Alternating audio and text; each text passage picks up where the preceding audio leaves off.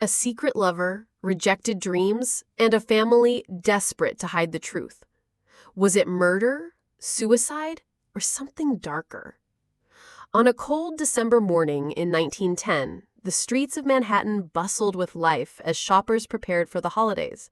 Among them was Dorothy Harriet Camille Arnold, a 25-year-old heiress from one of New York's most respected families. Intelligent, well-educated, and known in social circles, Dorothy left her home that day and was never seen again. Her disappearance became one of America's earliest and most mysterious missing persons cases, a puzzle that, to this day, remains unsolved. Dorothy was the second of 4 children born to Frances Rose Arnold and Mary Martha Arnold. Her father, a wealthy importer and owner of F.R. Arnold & Co., held great social standing. The family resided in an upscale home at 108 East 79th Street, Manhattan.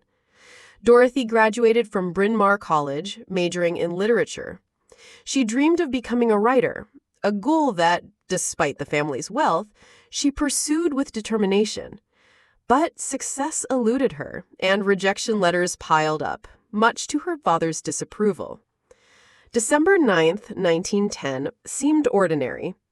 Dorothy left her home around 11 a.m., telling her mother she planned to shop for a dress for her sister's debutante party. She had $25 with her, a significant amount for the time. Dorothy walked toward Fifth Avenue, stopping at Park and Tilford to buy a pound of chocolates, then heading to Brentano's bookstore at 26th Street, where she purchased a book of humorous essays. She was last seen at around 2 p.m., greeting a friend from college on Fifth Avenue, who later said Dorothy appeared in good spirits. Hours passed, and Dorothy did not return home for dinner.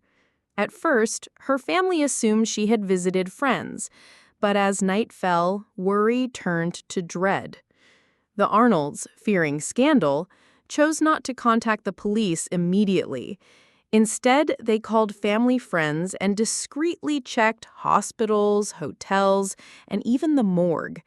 By the next day, there was still no sign of Dorothy. After 36 hours, the Arnolds finally hired Pinkerton Detective Agency. The detectives retraced Dorothy's steps, interviewing clerks at the bookstore and chocolate shop. No one reported anything unusual. Dorothy had simply vanished in broad daylight on one of the busiest streets in the world. Word eventually leaked to the press, and the story became front-page news. The idea that a young, attractive heiress could disappear in Manhattan shocked the public. Speculation ran wild. Was it kidnapping, suicide, a secret lover? Or did Dorothy run away to escape family pressure? Dorothy had submitted several short stories for publication. All were rejected. One friend recalled Dorothy crying for hours after the last rejection. Her father reportedly dismissed her ambition to write, saying it was not suitable for a young woman of her standing. These details fueled theories that Dorothy, ashamed and depressed, may have harmed herself. Dorothy had been secretly involved with George Griscom Jr., a man 15 years older from a wealthy family in Pittsburgh. The relationship met with her parents' disapproval. Dorothy and George exchanged love letters, some later found in her room. Was she planning to meet George that day? Investigators discovered George was vacationing in Italy when Dorothy vanished, but it didn't end suspicions.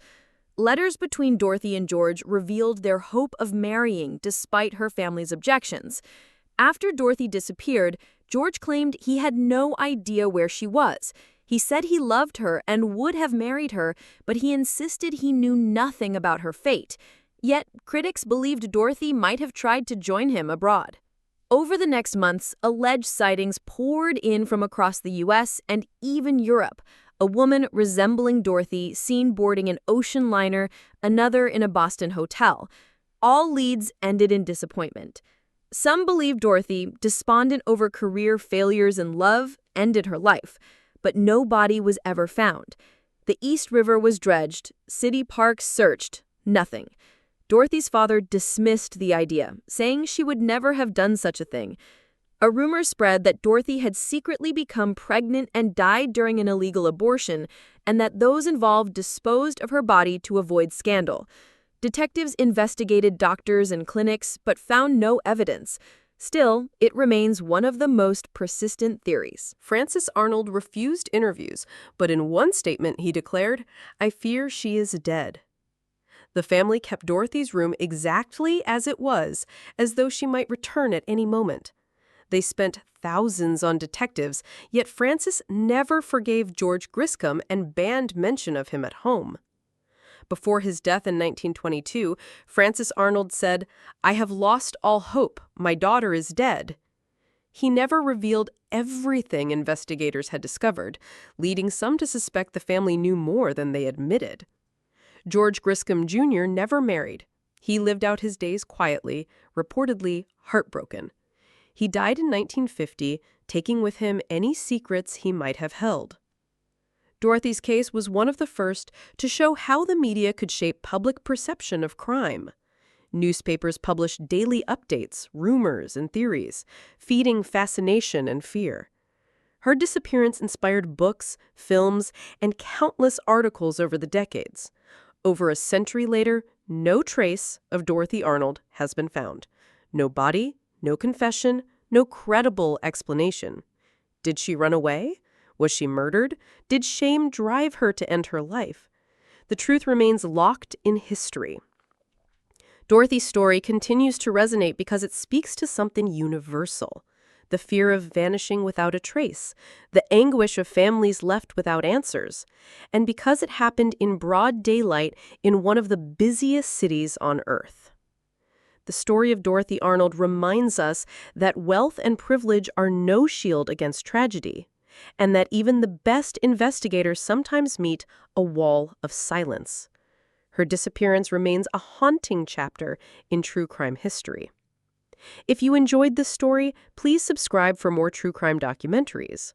And tell us, what do you think happened to Dorothy Arnold? Leave your theories in the comments below. Thank you for watching.